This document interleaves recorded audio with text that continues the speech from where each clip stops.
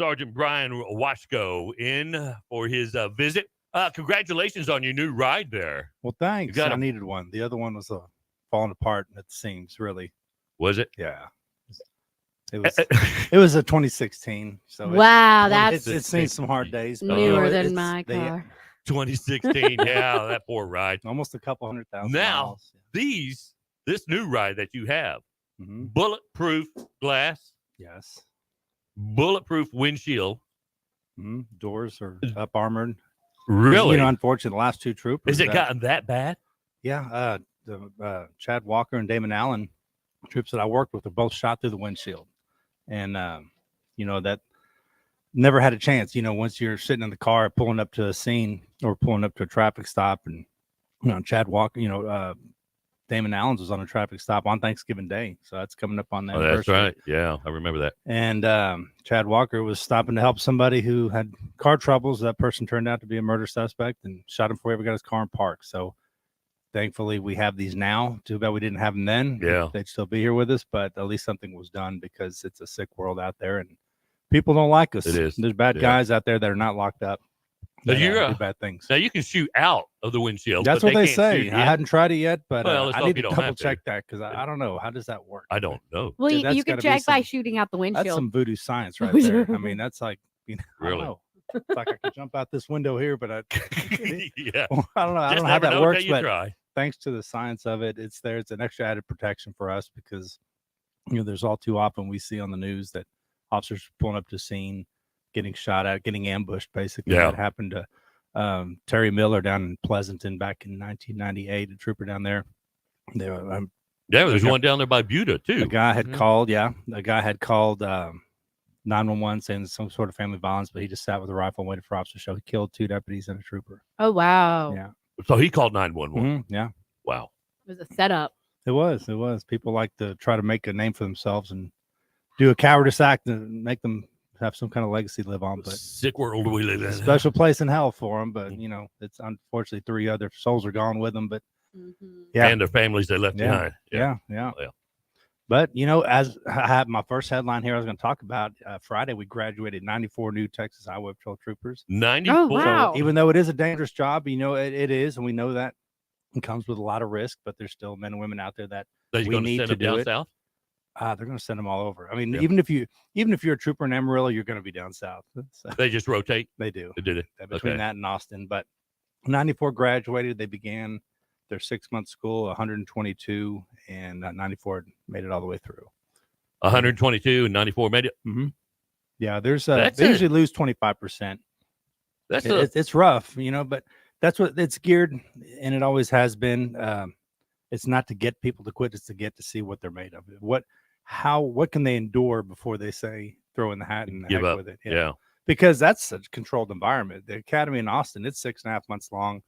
You got to shave your head and all that, and that's stuff for the boot camp. Isn't it? It is. It's, and the Marines that were in there, that they say it's basically like just an extended Marine boot camp. Is that right? It's a lot of silly stuff goes on, but they try to condition and get you ready for getting that phone call at 2 a.m. to go out to a quadruple fatality, handle it by yourself if you're in some desolate place, and then have to go notify the family. So the stress of the academy, and a lot of the people going in there in their low 20s, mid 20s, upper 20s, and some are in their 30s and 40s, the ones that are prior military, but and those are the best applicants because they've been through some hardships and they've seen things around the world that people around here don't see. So they make pretty good candidates to be a trooper. So, but yeah, we do a lot of good out there. We have to see a lot of the bad on the flip side, but we like to prevent a lot of it.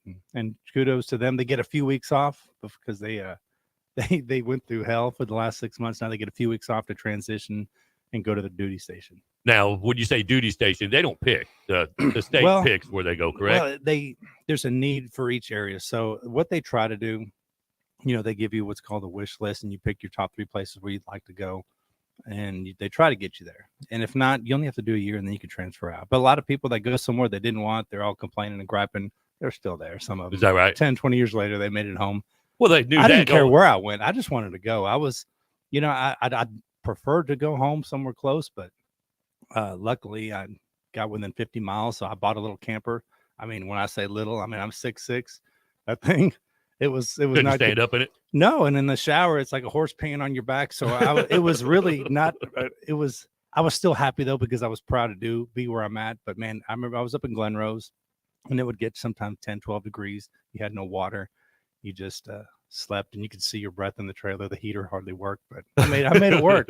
Like I said, if that's as tough as it would get, it was time to go to work. I had a heater in the car that worked just fine. That's got to be tough for folks that are married when they go into the academy because they got to move the entire family. It is, but they got our pay up a whole lot more than when I went through, and they're able to do that now. And what are they, $70K right out of the academy or something like that? In the academy, I think 70 in the academy. Yeah, and that goes up after 1 year, and like I said, after 4 years, you'll be in the six figures. But they earned it. They need it. Cost of living's expensive, and the crap they got to deal with. Yeah, it is. But it is a rewarding job. It's an adventure every day. You don't, that looking through that windshield, that's your office view. You go wherever you want. You have the freedom to go. You're assigned to a certain county, but if you want to dip over to the next county or over in your area, go drink coffee with another trooper, then go work out with them in their areas, and it's just fun. There's freedom. They trust you to go out. Here's the keys. Here's a gas card. Go catch bad guys. It's fun. Wow, it is. I think you almost talked me into it. Do they still have the psych eval? Yes, and the polygraph. Oh, you're not going to be able to work there. No. Well, I already gave you your official badge. So I do have an official badge. I am now sworn in. I am now a state trooper. I'm only allowed to operate the lights and siren. Under the direct supervision of me. Baby steps. Baby steps. That's right. So, but yeah, those troopers are. We're still in such a shortage because we have about 3,000 between Rangers, our CID, our troopers. But every August, at the end of August, we have several that retire because that's about the time where it's the right time to retire is in August, where you get your vacation time and everything paid. And so we lose a couple hundred, maybe 200-300, but get 70 to 100 troopers on. So there's always a short. Yeah, I'd say the math doesn't add up there. That's right. And but like I said, everybody wants to. I don't know. Nobody wants to work hard anymore, but there's still a few out there. But well, I guess you got to pay that kind of pay to get the recruits in. Yeah, you do. And, law enforcement has gotten such a bad rap in the last few years. It's, a couple bad cops make it bad for everybody. They paint us with a broad brush, but that's why we need good applicants to go out there and show the people that we're not, we're not bad people. We're human beings. We have families. We have kids. We wouldn't want our family members to be mistreated by law enforcement. That's the last thing I would ever want. And, that's just how we roll. If you could do it over again, would you still join today? Oh, yeah. When I was 11 years old, I wanted to do it. And it's been more of an adventure than I thought it would be. Because, I was 7 years as a city cop in Stephenville and in Killeen and going into highway patrol. And I finally made it in 2006. It was a rough go, but it was everything I ever thought it'd be and more. Some of the things I've got to do, places I've got to go. It's been very, very fun. And, I know I see the end in sight in the next 4 to 6 years, but heck, I may do 10 more. We'll see. I was going to say, you got a pretty cushy job right now. I do. I love it. I enjoy my job. I really do. It. There's not as much stress as it used to be, but it is a lot of fun. I meet tens of thousands of people, get to talk to them, meet them, and just talk. That's what I do now. Kind of like you. Yeah, but you get paid. A little bit. Yeah. It's a good deal. So we spread that message of safety and education all around the state. When we're out there stopping cars, you're dealing with person one-on-one. Say you stop for speeding or not wearing a seatbelt. But when we go into like a high school in front of 2,000 kids, the entire high school class, we'll try to pack into an auditorium and show them the consequence of not wearing a seatbelt or speeding or distracted driving or drinking and driving. We hopefully can reach out to a lot more than just stopping them on the roadside, putting them on the curb. When I was in school, I was going for my I was in driver's ed, and they showed the real scenes at auto wrecks, the real screams, the real blood. I guess they can't do that now because these kids are they've toned it down. I remember when I was in FFA in Killeen, the Killeen police came in and they showed us some pretty gore videos on that VCR machine. Kids don't know what I'm talking about, but it's a funny big black tape you put in, but we'll talk about it later. Mine was real. It was real. There was no body cams, there's no dash cams back then, but it was video camcorders. Sometimes the investigators would film it. And but now with everything on body cams and dash cams, we have a lot of really good videos of cars crashing, even though they're, I have some where people are getting ejected because you get thrown, even a guy my size 230 pounds, 6'6". I'll get sucked out of a window and a rollover. Just there's no amount of strength that you can hold yourself in. So we show a lot of videos that's entertaining to them instead of just talking to them. Do this, don't do that. No kid's gonna listen to me. I mean, my kids don't listen to me. I didn't listen to my dad when he said, "Don't do this, don't do that." So it's good. Those videos made an impact with me, though, and it's sad that society thinks these poor little kids can't take it. Yeah, and that's the thing. There are some parents that do complain because I do. Some of my language a little what they understand, but look what these kids look at online, and that's what the parents I tell them. So look, I talk to them. Like if I was in high school, how would I want an officer to talk to me to pound a message into their head? Sometimes you got to speak the language they understand. So I slip in a few words because it's colorful language. That's what I do. And I won't do it here. I promise. FCC will get us. But, no, we're not under FCC regulations. No? Okay, no, we can say whatever we want to. Still won't do it. But it resonates with them, and let them know that I do care for them. I don't want to. I've seen I put out a lot of press releases in the last couple of years. Right before graduation, I think Gatesville was one event. There was high school kids right before the week of graduation got killed in car wrecks, and just one I think was distracted, rolled off the road. They're not wearing their seatbelts, and it's it can happen so easily because we do get complacent when you do something over and over and over. I mean, I've been driving for over 30 years, and it's easy to get complacent. It's human nature. So you drive back and forth every day to work for 20 years, never getting a wreck. So you're more likely to pick up that phone and check your messages or look squirrel or nice truck and get your eyes off the road. And then boom, out of the middle of nowhere, it happens. Wake up dead. There's a lot of dead deer on the way in this morning. Yes. Yeah. The deer are up, they're running. The hunters are out and stirring them up. The rut season, I guess. And do you deer hunt? I don't. No, because it requires me to be up late. Yeah. And I can't do that. Get up at 3 a.m. He has a bedtime. Crawl into a box with 20 degrees at the time.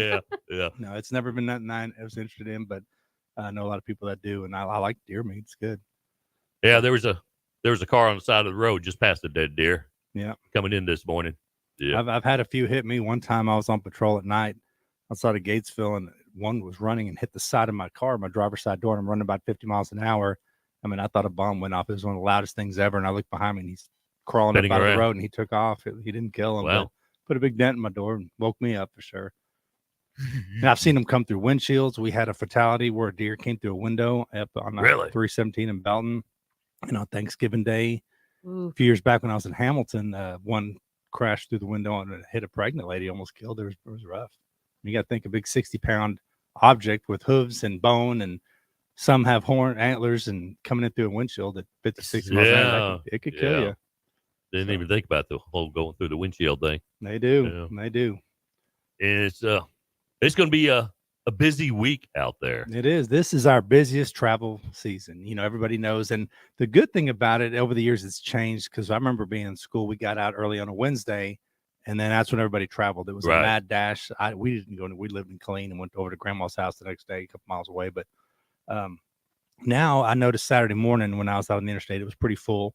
So the traveling, a lot of kids, and everybody's out for on Fridays. So they'll leave Friday afternoon, Saturday morning. So that kind of spreads out the commuting. And some people who really don't like their family that much, then they'll leave maybe on a Wednesday, so they don't have to spend that much time with them. But now coming in, they said, 55 million people will be traveling. Really? And that's probably low. That is. I mean, you get out on the highway anytime starting. I mean, it'll pick up. You'll see in the afternoon hours. And I can remember on Wednesdays, about late afternoon. This is when I lived down in Austin. 35 was at a standstill all the way up through Waco Temple. It was back when it was 2 lanes each way. And and it's now it's at a standstill with 4 lanes every day. Yeah, that's true. You don't go Not to much Austin. has changed without Thanksgiving. But now all of our troopers, I know we're tasked with the border. We're tasked with the Violent Crimes Task Force in Austin. But it's all hands on deck. We have the Operation Care that starts the enforcement from Wednesday the 22nd through November 26th. So we're looking for our main things. Our number one, seatbelt and speeding, driving while intoxicated. That's usually in the evening hours, and they get together, go out. I'm all for having a good time, but call it a ride share, call a friend, give the keys to somebody else. Call Casey. Have your fun. No, don't call Casey. No, her neck. She can't turn left. She can only make right turns because she can't turn her head. So yeah, we're looking for main things, especially move over, slow down law violations. We don't want to get our first responders, our tow truck drivers hurt or killed. So make sure you slow down 20 miles an hour below the speed limit or vacate the lane. More than likely, if it's on heavy traffic on 35, you're not going to be able to change lanes. So just reduce Slow that down. speed. Yeah. And Watch y'all for are those really lights. enforcing that too. We do, Yeah. and the penalties have gone up. I don't have them here in front of me, but I just heard just the other day they changed the penalties in the new law. Instead of a $500 fine, the monetary fine goes up. Really? Yeah. Not to mention what your insurance. Well, rate and not will to mention jump if you to. hit and first responder or tow truck driver, you got to live with that. Nobody would intentionally do it, but through recklessness and not moving over, slowing down, the potential's there because we're working so close on the roadway, and especially Still those going tow to truck jail. drivers. Yeah. Those tow truck drivers, they're always right there because, for one, people don't traditionally move over for them because they have the red and amber lights. So they don't think of it as a big deal. But those tow truck guys are underneath, and gals are underneath cars, hooking up chains. Their feet are usually hanging out the road. So I always get behind them when I see one out there by himself or by herself. And what about the mailman? The mailman? No, it's not. It's not. It doesn't fall under that. But just be careful, especially with the rural route drivers. Yeah, I see them up on 190 all where they all the sit time. on the right side and drive on the left. Yeah. I don't know how they do that. That's some trick driving right there. But yeah, they make frequent stops. They have the flashing light. Just be mindful of them. But during Operation Care, talk about some stats. Last year, 36,500 cars or warnings and citations were issued. Over 3,000 over the week of Thanksgiving or the entire year. Just for those few days. Really? Yeah. So 3,000 tickets for speeding. 789 for driving without insurance, and 377 for no seatbelt and child seat violations. Nearly 200 move over violations, slow down violations, and last year's enforcement also resulted in 225 felony arrests. So it's another good thing of being out there stopping. You get to scoop up these felons that have potential to hurt you or me, put them where they belong in a cage. Lock them up because they don't need to be out there with us because there's some bad dudes and dudettes. Then 140 DWI arrests and 84 fugitive arrests with minor warrants. Wow. Yeah. So you never know what you're going to get. That's what we talked about. You go to work, there's never a day you go to work, say, I'm going to get this, I'm going to get that. You really don't know what you're going to get. Some days are busy. Some days you have a lot of crashes. Some days you have none. Usually when it's rain or ice, you're going to be working a lot of crashes. But on a nice sunny day, you just go out and look for things. Looking for trouble and slow people down. And it's not always a ticket. We don't always issue tickets. I mean, out of 20 cars, I may come back with 2 or 3 tickets. You never know. Really? Yeah. Unless they have an attitude. No, we don't write attitude tickets. And I make sure I tell them that. I mean, really? Attitude tickets. You never know what's going on in somebody's mind when you stop them. And of course, no one's going to be like, yes, I'm stopped. Finally, it's about time. Nobody wants that. So we already know whatever they're going through, whether it's divorce, dealing with kids that don't want to listen. And, some I may have just lost a family member. So when you go up there and they have a bad attitude, it's not toward me, it's toward the situation. And we play counselor sometimes. Sometimes I'll sit on the side of the road and talk them through and, kind of bring them down, let them know, say, hey, look, I know your attitude sucks. Can I say that? I can't. Yeah, you can say that. Your attitude sucks, but what's going on? I'm a human too. I have bad days. I have days I don't want to be at work, and talk them through and say, look, I don't know. Sometimes there are officers that write attitude tickets and we don't condone that. But, talk them down, let them know that, we're going to leave here with a warning where my concern is you're speeding or you're not wearing your seatbelt or you have a tail light or have no brake lights, something that pertains to your vehicle safety that could get you potentially in a crash. And I'm here to help. All right. So cool your jets. Cool your jet. You little whiny act right. baby. It's the holiday season. Dang it. All right. Where y'all going? Y'all leaving for Thanksgiving? No, I'm not. Yes, I am. I forgot. I have to go see Ma down in Round Rock. Does your ankle monitor allow you to cross Lampasas County line? Not if I cut it off. It's fine. There's no repercussion for that. We know that. Yeah.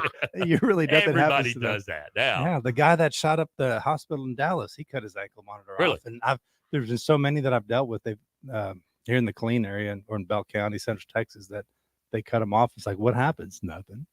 I mean, something happens, but when they cut it off, it's not like it's in the movies. We're taught that if they cut that off, the probation officer wakes up, jumps in the SWAT team comes. Yeah. No, that it sends it to computer when they go meet their probation or parole officer. They look, oh yeah, here you go.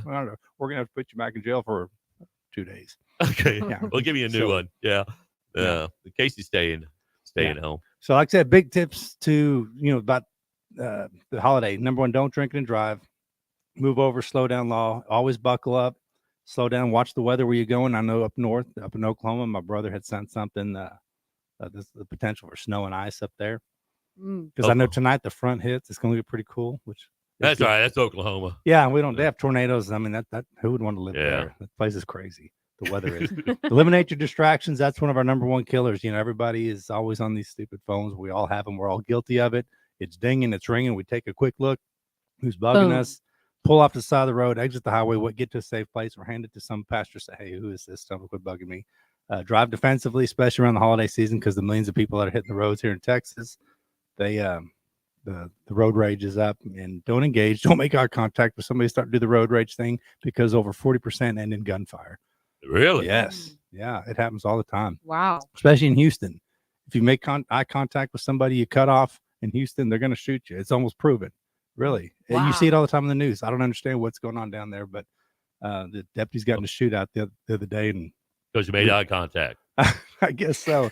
But no, they had a car chase, and they had a shootout with the guy. One of the Good Samaritans pulled the officer out of the road. It's a pretty cool video. It's on TikTok. Well, I can find it then. And watch for large trucks. They're still out there delivering the goods. And if you have a minor wreck in a bigger area, in a metropolitan area, we have the steer it or clear it law. If there's no injuries and the vehicles are drivable, safely get off the roadway, because with all that backup and congestion, guess what? There's road rage. There's going to be more wrecks and more road rages and more shootings. Yeah. Only in Houston, right? Now, report any road hazards. And y'all know on the back of your Texas driver's license is a phone number. If you get a flat or something, needs some roadside assistance, it's 1-800-525-5555. And they can send the nearest trooper to help you get whatever. Yeah, we change tires. I'm pretty good at it. I could do it in like 7 minutes. Yeah. I carry a four-way jack, and a jack in my car. Look at you. I didn't know that y'all did that. Yeah, I got skills. Good deal. Teach that at the and academy. we only charge $500 a tire. No, we don't. Nice. It's free. It's free. I'm just kidding. It's free. There's a lot of people that can't change a tire, whether disability or elderly, or some people that are just never known. So we like to go out there and help them out, because the longer they're on the side of the road broke down, the more potential there is for them to get hit. I'm guessing half of them don't know how to change it. You know, I've stopped a few soldiers. I'd help them out, and they're in the Army. You know, they're physically fit. They're in uniform. And one guy, he's like, I don't know how to change a tire. I'm like, but you're shooting a gun. And I said, how do you not know how to change? I said, come here. I said, I showed him how. I walked him through. He's a young, strapping 22-year-old, muscled up young kid. But Daddy never told him how. I guess so. So I told him, I said, the reason why I'm going to teach you how. For one, next time you get broke down, you know how to do it. Or if there's somebody, an elderly person can't do it, or somebody, a lady in a dress and heels that can't, help her out. It's your job to be a good Samaritan sometimes and help people that can't. He's like, okay. He probably never learned. No. He probably forgot already. Next time he's like, how did I do this again? Well, then there's some people that call AAA, and AAA is a great thing. I'm not dogging it, but when I worked in the big areas like San Saba, Mills County, Hamilton, there's people who are sitting there. See, I'm waiting on AAA. Well, how long I've been an hour and a half. They're coming from Austin or Dallas. I'm like, I can get you there in 5 minutes. I'm like, really? So sometimes AAA, they run out of tow truck drivers because they're so busy. They'll dispatch one from Austin, especially in this area. And this was years ago, so it may have gotten better by now. But yeah, now they're up to 2. Yeah. So either way, call that number on the back of your license. Just flip it over or Google it on the GoogleNet machine. It's on there. All right. Sergeant Washko, appreciate you coming in. Yeah. Oh, and one more thing. Remember, at 1 a.m. Thanksgiving morning, set your scales back 15 pounds for Thanksgiving. That's okay. Right. Yeah. That's what I'll do. I'm going to do that. Now, do you have to, can you stick around for a game, or do you have to run off? I'll stick around. I normally do. I made it this far. I mean, might as well. Well, someone got locked out of your. No, they're in. They're good. They're good. Okay. Because see. And even if they weren't, he still's got time.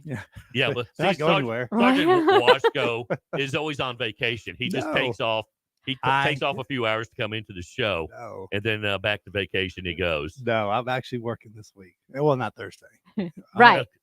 Yeah. So technically it's a holiday, but I'm on call. So that's all right. We're gonna play a game of which came first. I think we played this before. Which came first? We have chicken or the egg game. Yeah. Yeah. Okay. That's coming up. Kinda. 8:38, 22 before 9 to Mix Online. Your hits from the 80s, 90s, and today. Good morning. Yeah, she drew the short straw. Ken and Casey in the morning. Hill Country.